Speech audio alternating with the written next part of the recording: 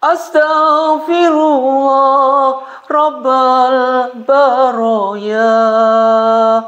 Astaghfirullah minal khotoya. Rabbi zidni ilma nafi'a wa wafiqni amalan mabula.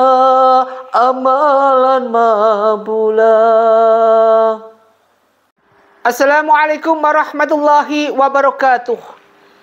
Alhamdulillahirabbil alamin wassalatu wassalamu ala asyrafil mursalin wa ala alihi washabihi ajmain. Alhamdulillahi ala ni'matil Islam wal iman wa kafa biha min ni'mah. Asyhadu an la ilaha illallah wa asyhadu anna Muhammadar Rasulullah. Allahumma shalli wa sallim ala sayyidina Muhammad wa ala ali sayyidina Muhammad. Kama shallaita ala sayyidina Ibrahim wa ala ali sayyidina Ibrahim fil alamin innaka Hamidum Majid. Bismillahirrahmanirrahim.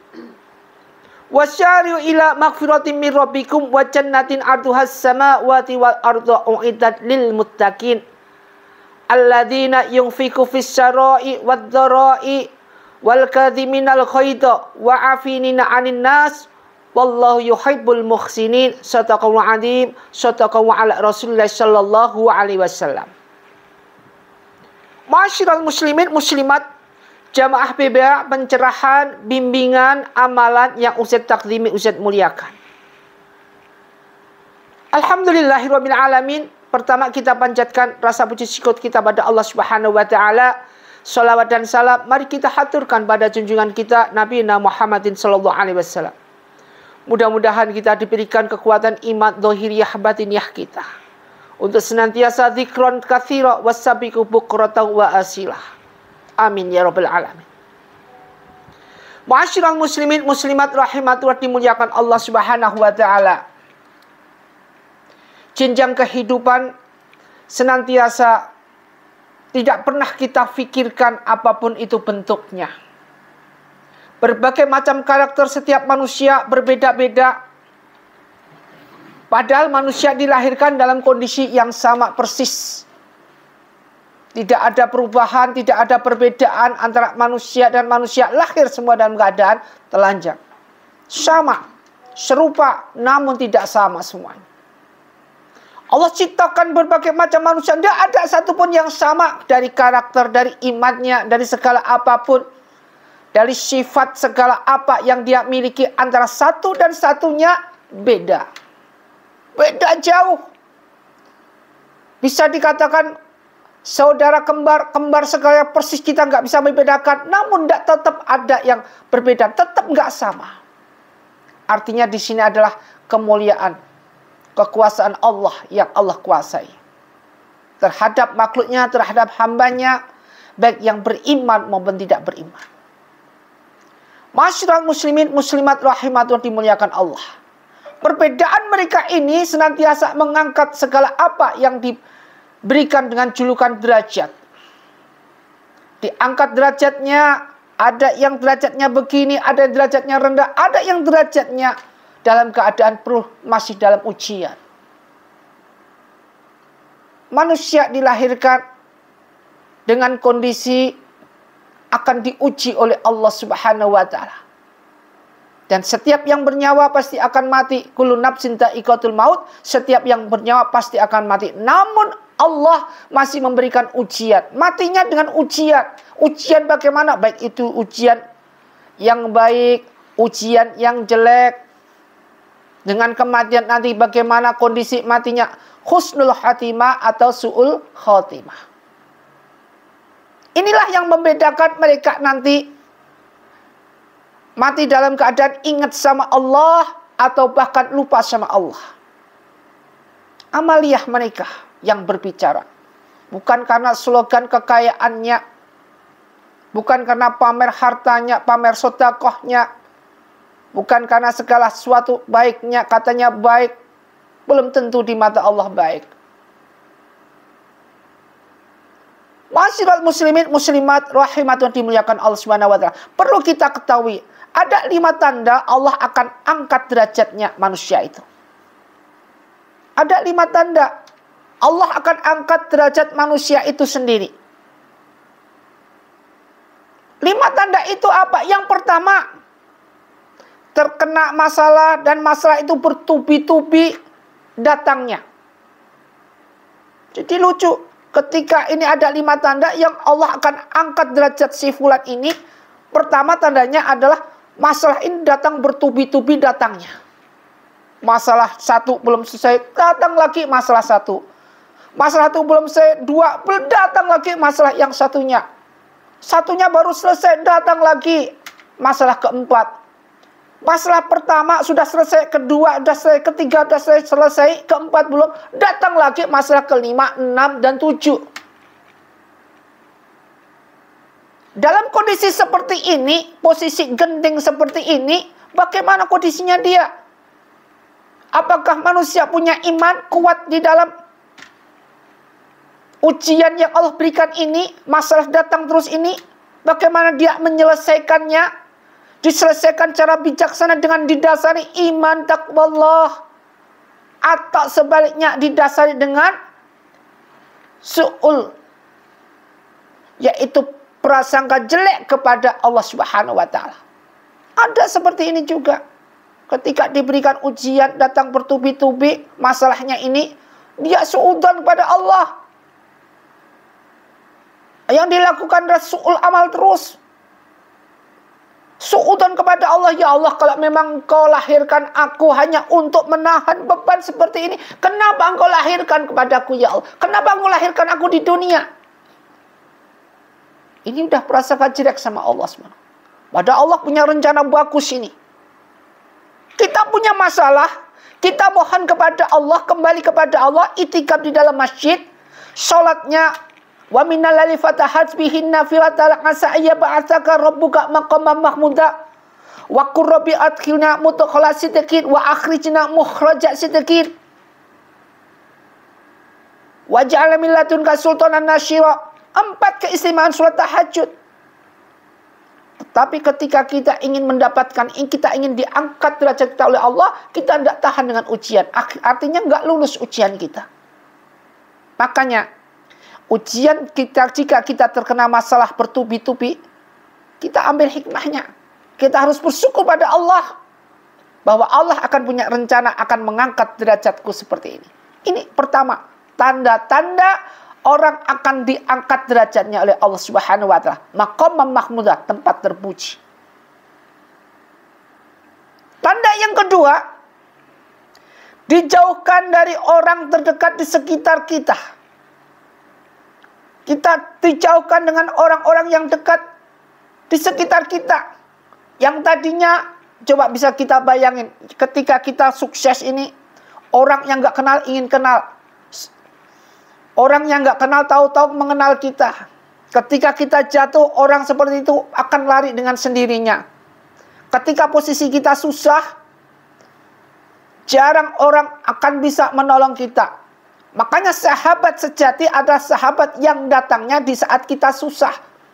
Sahabat yang datangnya di saat kita sukses itu bukan sahabat. Dan ini benar adanya, dibuktikan, buktikan sendiri. Karena ini bimbingan buat kita. Ini amalan yang harus kita lakukan. Harus kita punya benar-benar strategi yang bagus, yang jitu di dalam menjalankan segala apa yang didasari dengan iman taqwa Allah. Makanya di situ disebutkan dalam ayat Allah, ya ayyuhalladzina amanu taqullaha wa kunu ma'as-shadiqin. Berkumpullah kita bersama orang-orang yang jujur. Kemudian tanda yang ketiga, diterpa kesedihan terus-menerus sampai dalam batas lelah. Sampai kita lelah dalam menghadapinya. Tadi masalah terus-menerus. Dijauhkan dengan orang yang terdekat kita.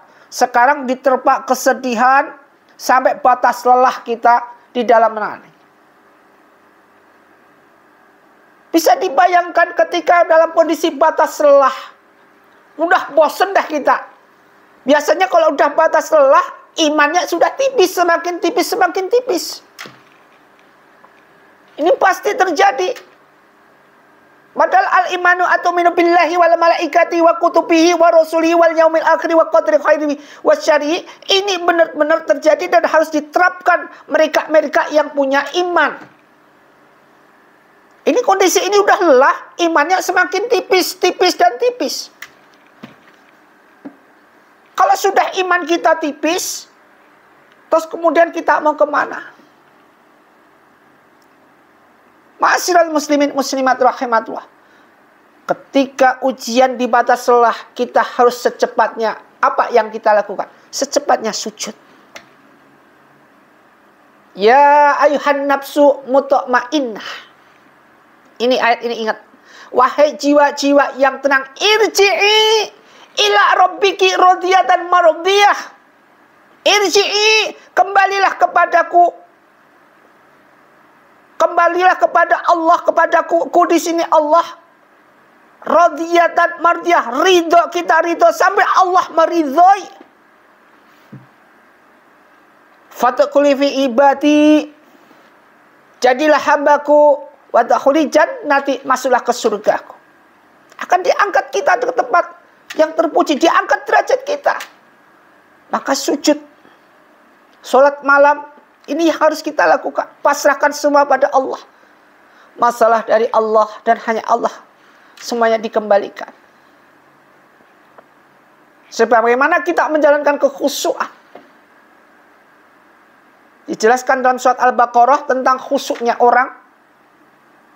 Wasta'inu bis-sabri was-shalah. Wasta'inu, mintalah pertolongan kepada Allah Subhanahu wa taala bis-sabri was-shalah, dengan sabar dan tetap menjalankan sholat. Wa innaha lakabiratun, ini sangat berat sekali, sangat berat. Illa 'alal khashiin, kecuali atas mereka yang khusyuk. Khusyuk mereka bagaimana? Alladzina yadhunnuna annahum mulaqu rabbikum. Mereka yang merasa dirinya pasti aku akan kembali, aku rindu ingin bertemu dengan Allah.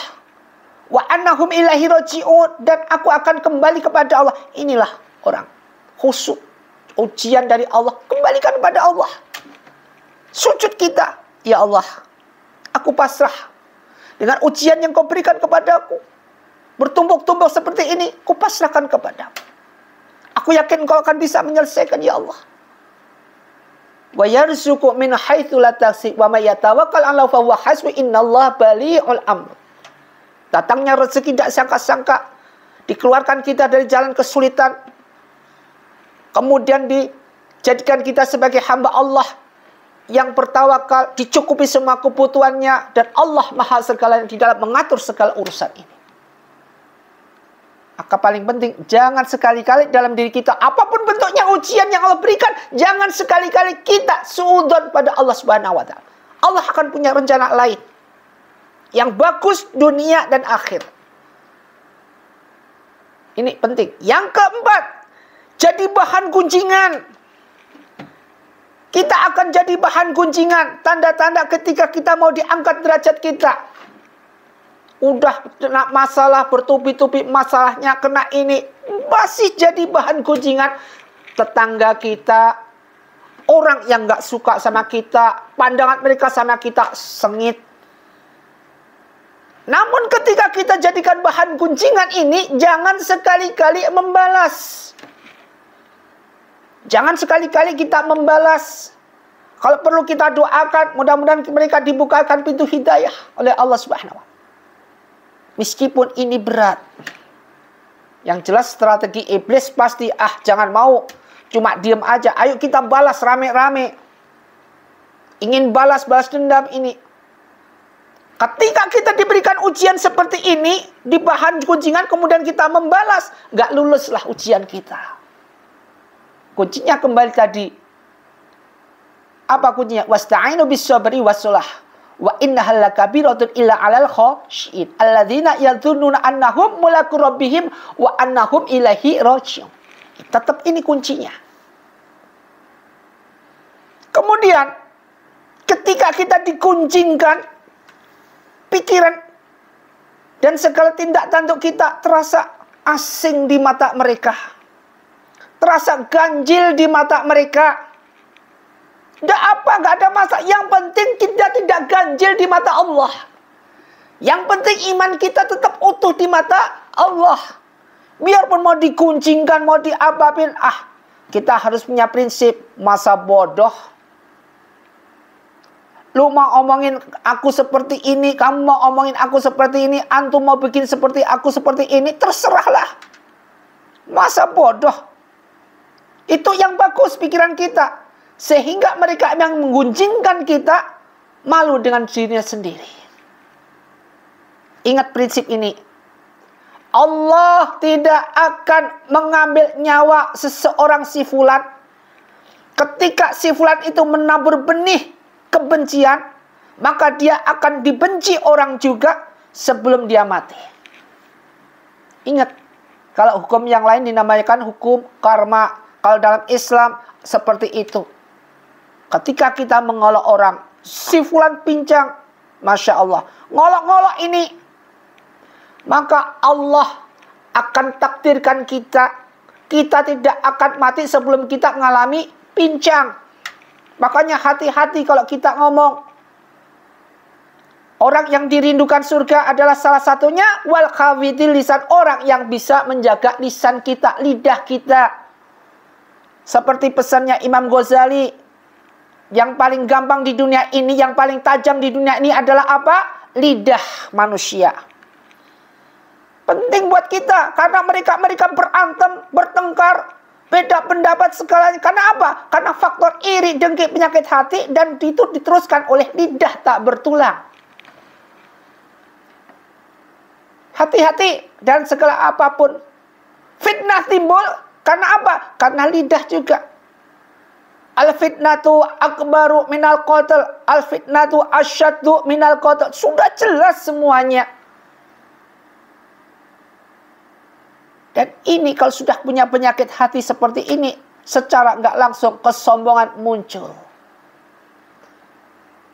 Merasa diri kita udah paling mewah, paling wah di antara mereka, paling unggul di antara mereka. Bangga kita, padahal di mata Allah ini ya kita, mereka yang punya penyakit hati adalah paling kerdil di mata Allah. Masyiral muslimin muslimat rahimatullah. Jadi 5 tanda tadi, diangkatnya derajat kita, pertama terkena masalah terus menerus, dijauhkan dari orang yang terdekat, diterpa kesedihan terus menerus, jadi bahan gunjingan. Yang kelima, didekatkan dengan orang-orang yang tidak menyukai kita. Kita harus didekatkan dengan orang yang tidak menyukai kita.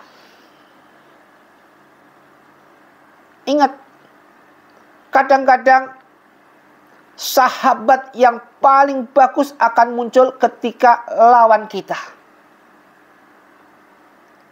Suatu ketika kita ini membenci si fulan. Si fulan ini benci sekali sama kita. Ketika dia benci sama kita, kita tidak balas, kita doakan. Dia bencinya minta ampun sama kita dari sikap kita, tindak tersukanya tidak benerlah di mata mereka. Tapi ketika dia dibukakan pintu hidayah oleh Allah Subhanahu wa taala, dibukain hatinya, maka orang seperti ini nanti akan sangat merindukan kita. Sayangnya minta ampun. Coba sekarang kita introspeksi diri. Ketika orang yang menghina kita, dia bahasa hidupnya dia hina-hina kita. Begitu waktu itu kejadian, orang yang menghina kita dalam kondisi sakit di rumah sakit. Kemudian kita jenguk. Kagetlah dia. Nangislah dia sama kita. Minta maaf dia sama kita. Dan kebaikan seperti ini adalah kebaikan yang benar-benar murni. Maka dari itu, janganlah kita punya perasaan hati untuk membenci siapapun. Meskipun orang itu menyakiti kita, Allah ajarkan jangan sekali-kali membalas semua apa yang mereka lakukan kepada kita. Wa'afinina anin nas. Jadilah manusia yang mudah dan gampang memaafkan segala orang sesama manusia, meskipun manusia itu adalah musuh dan pernah membenci kita. Ma'asyiral muslimin muslimat rahimatullah dimuliakan Allah Subhanahu wa taala. Mudah-mudahan beberapa untayan ayat ini bisa memberikan nasihat buat kita semua dan membimbing kita, mengajari kita untuk senantiasa menjadi hamba Allah istiqomah. Bismillahirrahmanirrahim. Qul wallahu ahad, Allahus samad, lam yalid walam yulad walam yakul lahu kufuwan ahad. Mudah-mudahan kita jadikan hamba Allah mati dalam keadaan husnul khatimah. Wabillahi taufiq wal hidayah. Wassalamualaikum warahmatullahi wabarakatuh.